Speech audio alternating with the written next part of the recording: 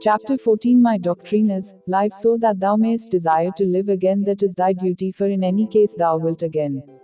Nietzsche. There are many bridges, or techniques, for helping a patient remember past lives through hypnosis. One of these bridges is a door. Often I will put patients into a deep hypnotic trance and have them walk through a door they choose, a door into a past lifetime. Imagine yourself standing in a beautiful corridor or hallway, with large and magnificent doors on either side and at the ends. These are doorways into your past, even into your past lives. They may lead you to spiritual experiences. As I count backward from 5 to 1, one of these doors will open, a door to your past. This door will pull you. It will attract you. Go to it. 5. The door is opening. This door will help you to understand any blocks or obstacles to joy and happiness in your current life. Go to the door. 4. You are at the door. You see a beautiful light on the other side of the door. Step through the door and into the light. 3. Go through the light. You are in another time and another place. Do not worry about what is imagination, fantasy, actual memory, symbol, metaphor, or some combination of all of these. It is the experience that matters. Just let yourself experience whatever pops into your mind. Try not to think, judge, or critique. Just let yourself experience. Whatever comes into your awareness is fine. You can analyze it later. 2. Nearly there, nearly through the light. When I say, 1, be there and join the person or scene on the other side of the light. Let it all come into focus on the count of 1.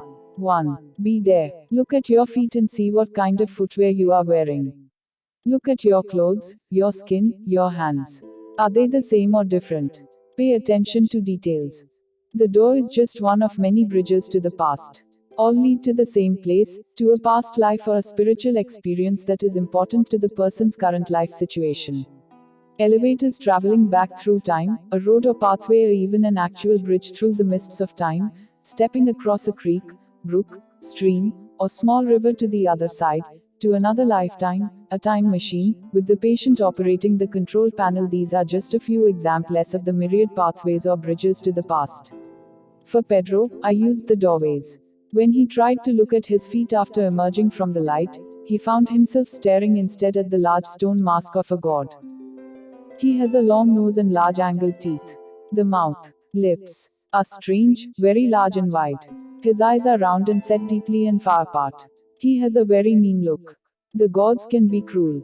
How do you know this is a god? He is very powerful. Are there many gods, or is he the only one? There are many, but he is a powerful one.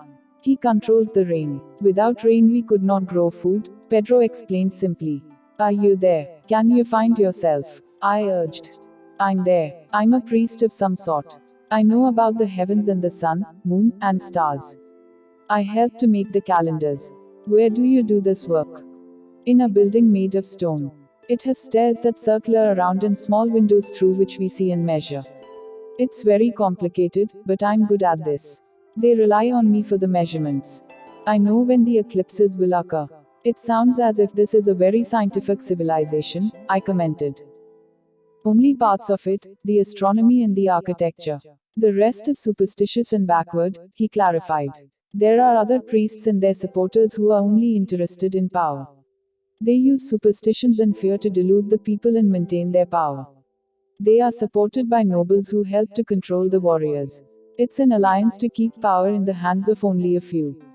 The time and the culture Pedro remembered may have been ancient, but the techniques of control and the political alliances formed to gain and maintain power are timeless.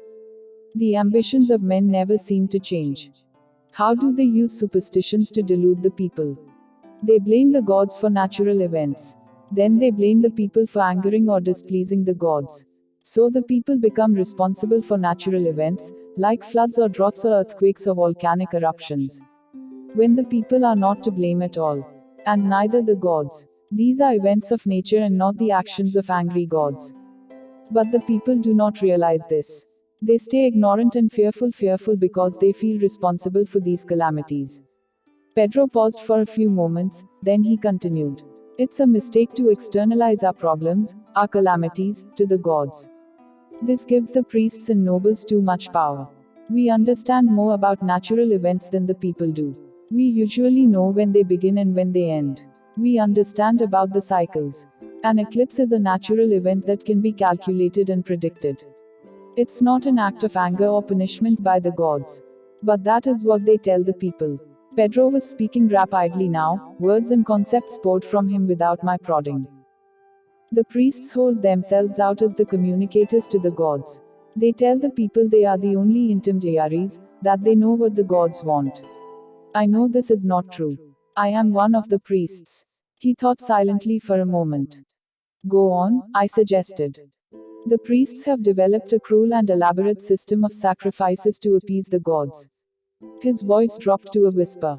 Even sacrifices of people. Of people, I echoed. Yes, he whispered. They do not have to do this often, because it strikes such fear into the people. There are rituals for drowning and rituals for slaying. As if gods need human blood. Pedro's voice was rising as anger crept in. They manipulate the people with rituals of fear. They even choose who is to be sacrificed. This gives them as much power as their gods. They choose who is to live and who must die. Do you have to take part in the ritual sacrifices? I cautiously asked him. No, he answered. I do not believe in them. They let me stay with my observations and calculations. I do not even believe that these gods exist, he whispered in a confidential way. You don't? No. How can gods be as petty and foolish as people? When I observe the heaven and the beautiful harmony of the sun and moon, the planets and the stars.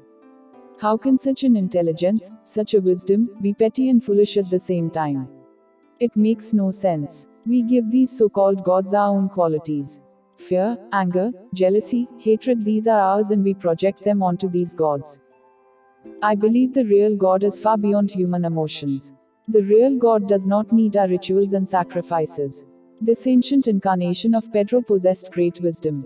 He talked easily, even of taboo subjects, and he did not seem tired, so I decided to press ahead. Do you ever become more influential as a priest? I asked. Do you gain more power in that lifetime? No, I don't, he responded. I would not rule like that if I had power. I would educate the people. I would let them learn for themselves. I would stop the sacrifices. But the priests and nobles might lose their power, I objected. What if the people stopped listening? They would not, he said. Real power comes from knowledge. Real wisdom is applying that knowledge in a caring and benevolent manner. The people are ignorant, but that can change. They are not stupid. The priest was teaching me about spiritual politics, and I could feel the truth in his words.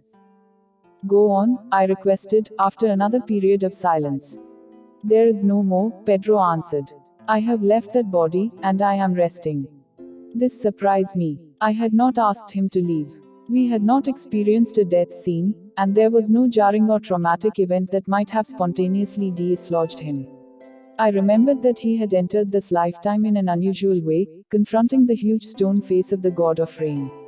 Perhaps there was nothing more to be gained from examining that lifetime any further, and Pedro's higher mind knew this. And so he left. He would have been a marvelous ruler.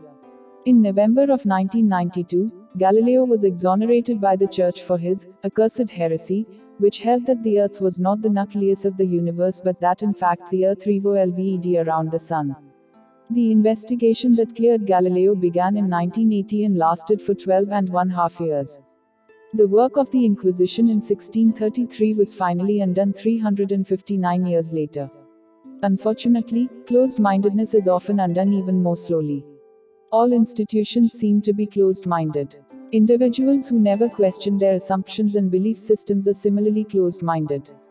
How can they assimilate new observations and new knowledge when their minds are blinded by beliefs and by untested old ideas? Years ago, while in a deep trance state, Catherine told me, our task is to learn, to become godlike through knowledge. We know so little. By knowledge we approach God, and then we can rest. Then we come back to teach and help others. Knowledge can only flow into minds that are open. Soulmate, this is a part of Zindagi Ki Roshni consultancy. It has been established for those who have lost someone and for those who are very sad in their life. About 100 PDF books and 20 short audio books of this topic will be sent to those who join it. This data will be sent to their email or WhatsApp. If you want to join this organization, then please send WhatsApp message to this number.